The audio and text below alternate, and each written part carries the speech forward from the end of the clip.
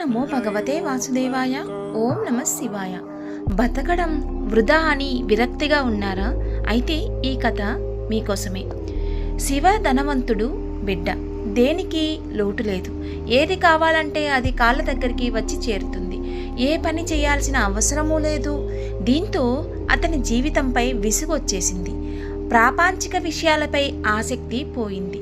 తను ఏ పని చేసేందుకు శ్రద్ధ పెట్టడం లేదు. కష్టపడే లక్షణం కూడా లేదు.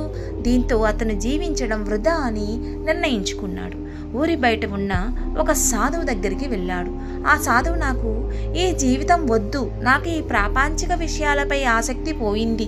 అలా నేను ప్రశాంతంగా ఇంట్లో పుస్తకాలు చదువుతూ కూర్చోలేను, ధ్యానం వంటివి చేయలేను, ఎప్పుడు ఏ పని చేసింది లేదు. అందుకే నాకు ఏం చేయాలో అర్థం కావడం లేదు. నా జీవితాన్ని ఎలా జీవించాలో కూడా తెలియడం లేదు. అందుకే నేను బ్రతకడం ఎందుకు అనిపిస్తుంది అని చెప్పాడు.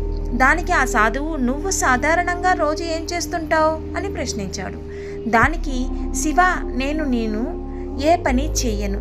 బోర్ కొడితే కాసేపు చదరంగం ఆడుతాను.